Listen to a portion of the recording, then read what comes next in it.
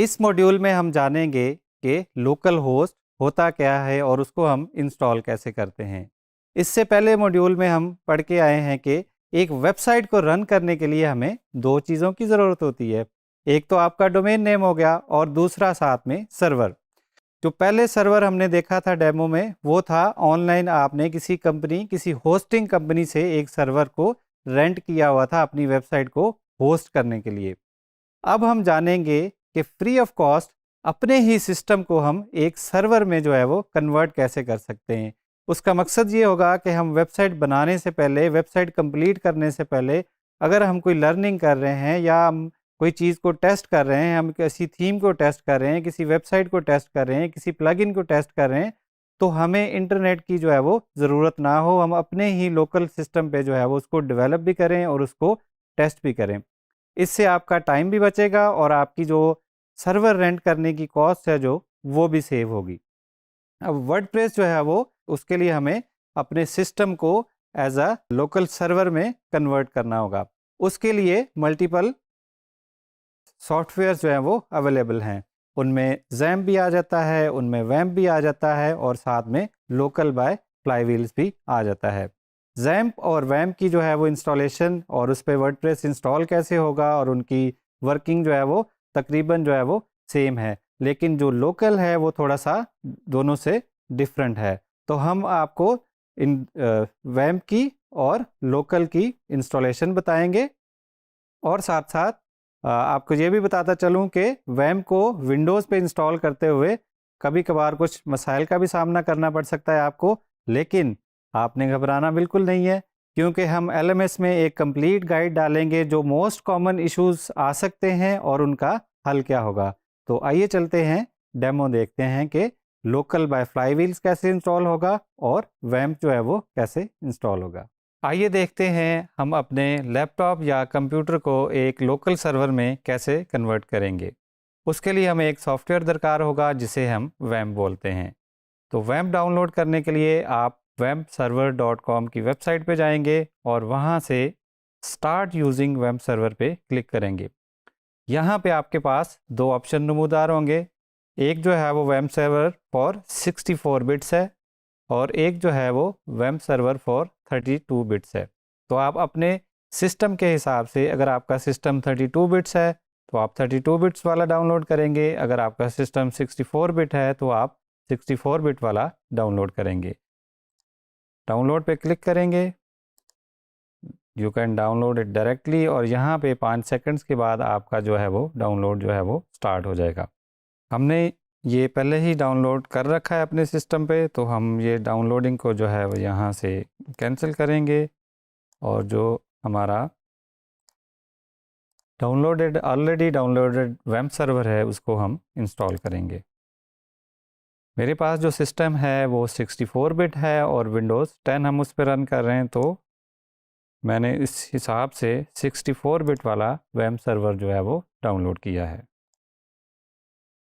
ये terms and condition है, इसको आप पढ़ लेंगे अगर आप चाहें। और बाय डिफ़ॉल्ट इसका इंस्टॉलेशन पाथ जो होता है वो सी ड्राइव में होता है। यहाँ से आप इसका इंस्टॉलेशन का पाथ जो है वो चेंज भी कर सकते हैं। यहाँ पे जो भी सेटिंग्स आ रही होंगी आप आगे क्लिक करेंगे, नेक्स्ट पे क्लिक करेंगे। यहाँ पे आपको समरी दी जाएगी कि क्या क्या इंस्टॉल होने जा रहा है और ऐसे आपकी इंस्टॉलेशन जो है वो स्टार्ट हो जाएगी।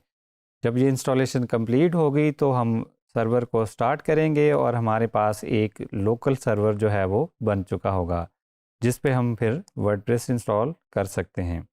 अब लोकल सर्वर के जो है वो दो हिस्से होते हैं।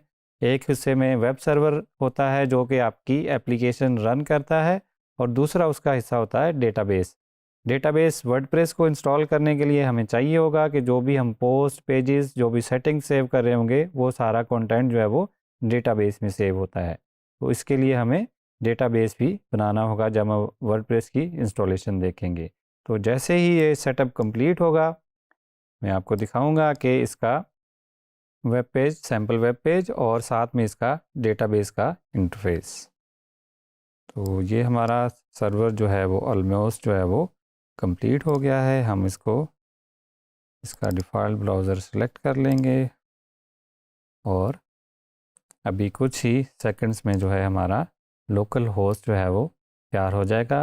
हमारे सिस्टम पे हम जो है वो वेबसाइट जो है वो बना सकते हैं, वर्डप्रेस को भी रन कर सकते हैं। अभी हम यहाँ से जाएंगे, वेब सर्वर को सर्च करेंगे, इसको हम यस कह देंगे और यहाँ पे जाके देखेंगे हम हमारा वेब सर्वर जैसे ही ग्रीन होगा, इसके मल्टीपल कलर होते हैं और जब ये ग्रीन हो जाएगा तो इसका मतलब है हमारा सर्वर जो है वो स्टार्ट हो चुका है और हम इसको यूज़ कर सकते हैं। लोकल होस्ट पे क्लिक करेंगे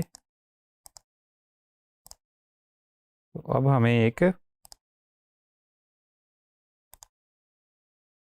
वेब सर्वर का जो है वो डिफ़ॉल्ट पेज नज़र आएगा जो कि इस तरह का होगा। इसका मतलब है कि हमारा वेब सर्वर जो है वो इंस्टॉल हो गया है और रनिंग कंडीशन में है।